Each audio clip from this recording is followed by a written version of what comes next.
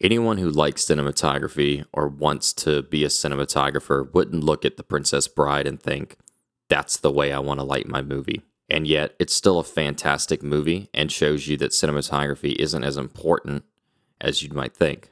But what about the cinematography of The Princess Bride is so unnatural? Today, we're going to be taking a look at some stills from The Princess Bride and comparing them to other movies, as well as some commercials, figuring out why The Princess Bride feels so unnatural and what can be done to fix the images. Let's jump into it.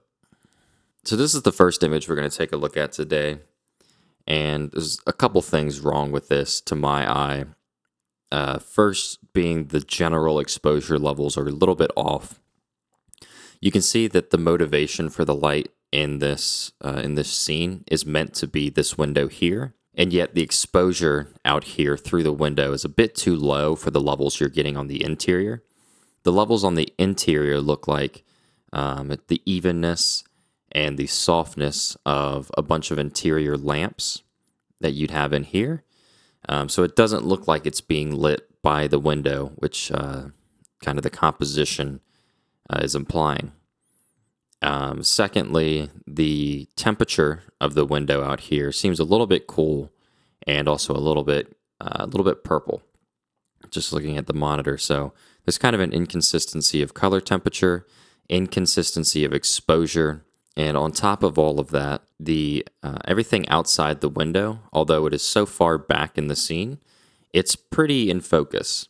So you're dealing with that as well. So presumably they're using a matte painting out here, and it's probably just outside the set here, and so everything is in focus throughout all the images in this movie. There's going to be an issue of a really deep depth of field, which I think is sometimes a little bit unnatural if it's a little bit too accentuated. But especially in this, you have these two people completely in focus. Everything out here is also in focus. It just feels a little bit unnatural. So if you're going to have a composition like this and you're going to be using the window as a key light, then you should probably place your lights outside shooting in. The way that this scene is set up right now is that all the light sources are coming from the interior, as you can see from the shadows here, the shadows on the wall here, and just underneath the curtains. There's not really a lot of light coming from outside in. If there was, then everything inside, especially to the left and to the right of the frame, would be a lot darker. So there's an issue with that. The highlight on the key side of their face would be a lot brighter. You'd see that highlight on their hair a little bit brighter, and the fall off would probably be exaggerated compared to what it is right now. So the biggest issue is unnaturally bright room, or what you would have to do is brighten this up. So one of those would have to change. Let's jump over to the first image that I've brought in as a reference. So I bring this in because it's a room lit by one window that also has some practicals. And number one, you're seeing the benefit of shears going in front of the window. It diffuses that light, makes it a little bit more pleasant. But what you get when you have this large key of a window is that, one, the window is brighter compared to the values inside. So this window is already brighter, even though you have shears in front of it, than this one right here. So you're already getting rid of some of that unnaturalness. And this is probably just the benefit of practical versus artificial. Like I said, this is presumably a matte painting. If not, then what could have happened is that the iris for this image is cranked all the way up, and they have to compensate with a lot of light inside. But that's a really unnatural thing to do. So let's jump back over to this. So with the light source being this window, all the shadows are in accordance with the key being here. You can see shadow side here, shadow side here, shadow side here. It's not these practicals that exist here, or if there's one overhead. Those aren't the motivating source. So, you would see some unnatural shadows if, for instance, the shadows were being cast from the back of the frame toward the front, where shadow here, light here. It would be very unnatural, and that's kind of what you're getting in this one. And then if we jump over to this one, it's the same thing. Window is a lot brighter given the interior levels of the room, which this one isn't doing. This is way too dark for the levels inside of this room. And same thing, all the shadows are facing the same direction. They're coming toward the camera because the source is further away from the camera. You also get the nice highlight on the skin. You get this kind of halo around the skin because of the bright source, which you're not getting as much as you would assume in this run right here, but you do get it a little bit. So same with this image as well. You have the halo around the skin, single source, no other motivating sources inside. And then another thing with these two is you're seeing some of these practicals, and you can see that their level compared to the key, which is the window, is substantially lower than what you'd expect in this one. So this is all practical lamps. If they are, then they're just a little bit too bright. They wouldn't be filling this space like they are. So just a pocket of light right here. It doesn't fill this entire wall. Same with that, just a little pocket of light. Same with this lamp here, just kind of fills the wall. It doesn't do the entire thing. Whereas with this, they're clearly shooting some lights up and kind of bouncing it throughout the entire room, which just feels a little bit unnatural. And then this one, no practicals. They could have been filling the room with a spotlight just to bring up the level, but it's inconsequential compared to the key. And the key is still really bright and being diffused with shears, diffused with shears, and diffused with shears. So that's a difference. You could always just bring those in if you wanted to. Just get rid of the whole in focus issue and also the color temperature issue. So that's the difference between a couple of images like this where you got motivated from one large window and it feeling a little bit more natural and it feeling unnatural. And the biggest issue is just the conflicting light sources. Don't put so much level inside of the room and have all your shadows kind of align with the idea that the light is coming from here. All right, we're going to jump over to the next image, which is inside of a thatch house. Let me adjust this here so it's as big as possible. This image is supposed to be inside of a thatch house with him going toward the outside, talking to the character inside. What feels really unnatural to me, and you can see the differences when we jump to some of the reference images from Sergio Leone, and I think The Witch I brought in, is that the levels on the inside of this house, once again, are unnaturally bright and also unnaturally blue. I think if you're going to have light like this, it would have to be kind of in pockets to imply that it's shooting through a thatch roof and not just filling the space like this. It feels like they've set kind of a spotlight up to fill up the room, to set the room tone, but it's kind of unnaturally bright.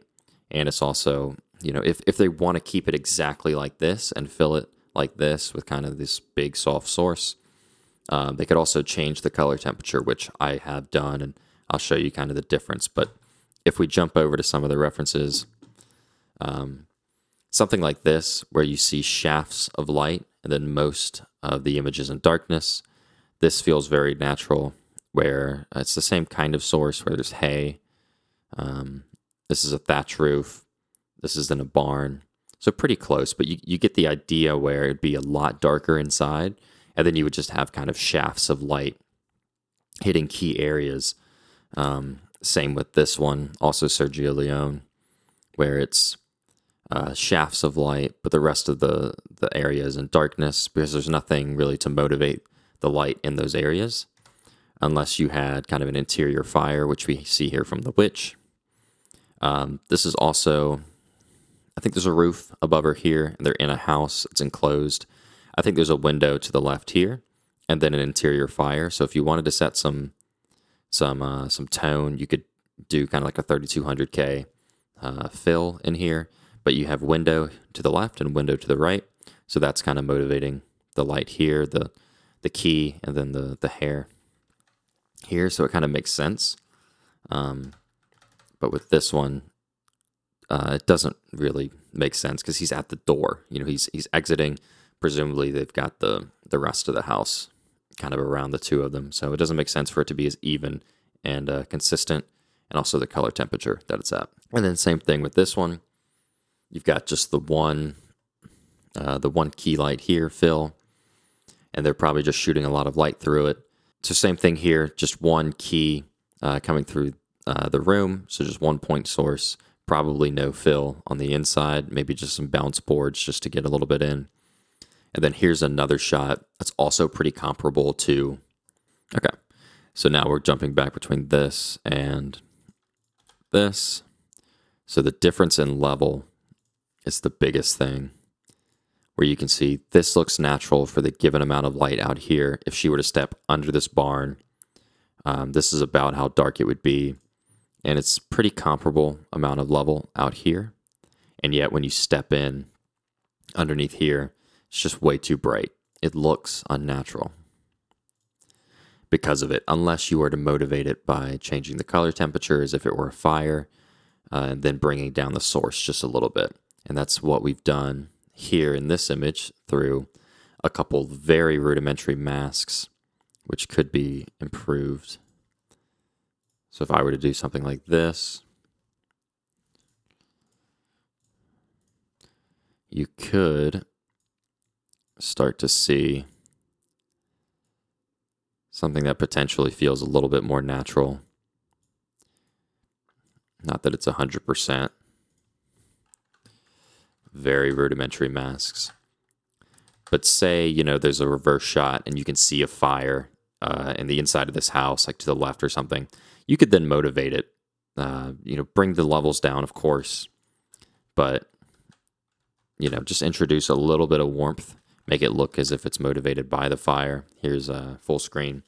So this is after, just some rudimentary masks, and before, so if we're going with the idea that, this is lit by just an interior fire, I think you can kind of pull that off. So always consider the motivation for the light sources, whereas all these images, I think, take that into account, sometimes showing the motivation, sometimes not. But the levels, regardless of if the motivating light source is shown or not, kind of match with the environment that you would expect. There's nothing that's unnatural in the way that these are lit. For this image, I want to try to talk about composition as well as kind of flat lighting like this.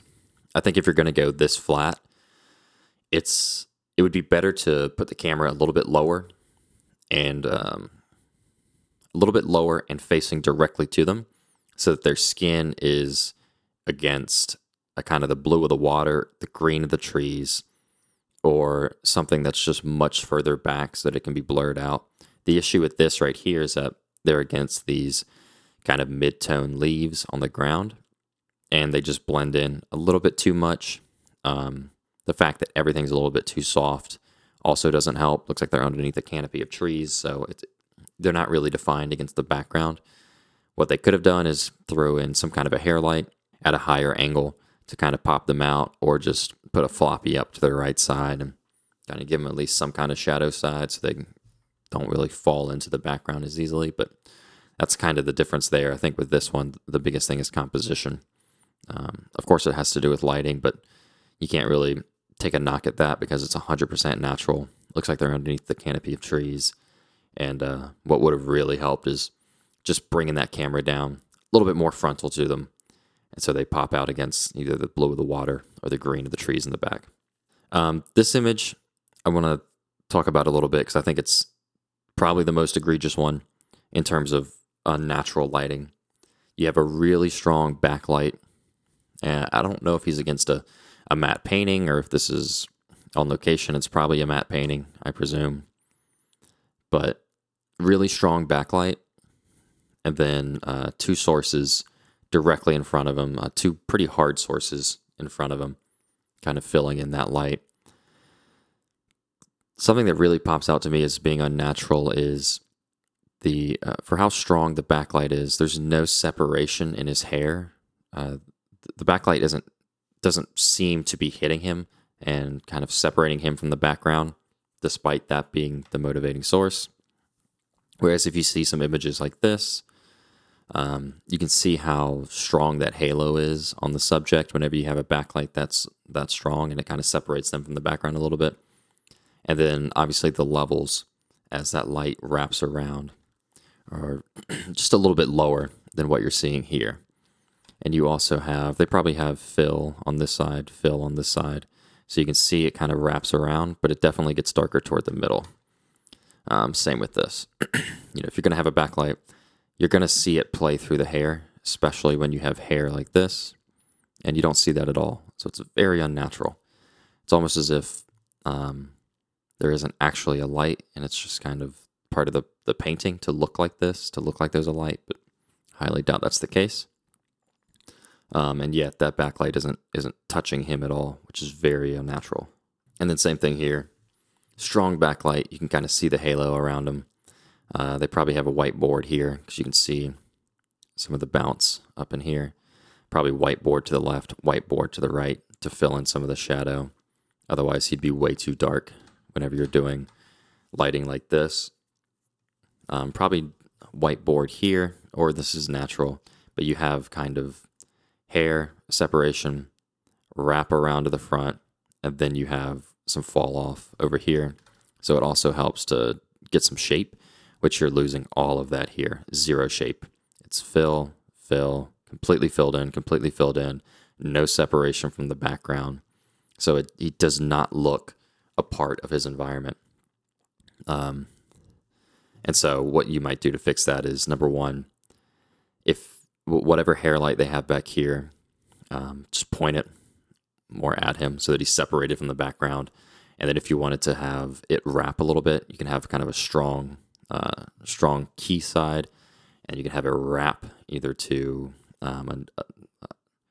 wrap to black on one side, or if you wanted to have kind of some level on side of his face, and then get closer to black toward the front of his face, you could do that, kind of like this image here.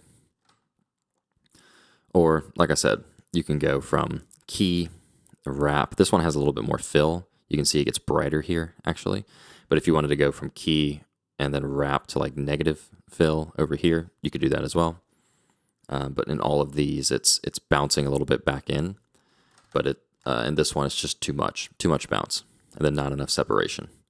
So that's why it looks so unnatural. That's going to be it for today. Hopefully you guys learned something looking at some of this more unnatural cinematography and then bringing in other images and seeing what the differences are and how we can fix them in the future. I thought this was pretty interesting, something I would enjoy doing again. And if you guys have a movie you think looks really unnatural and you want me to do the same thing that I did with this movie, please leave it in the comments down below. But that'll be it for today. Thanks for watching.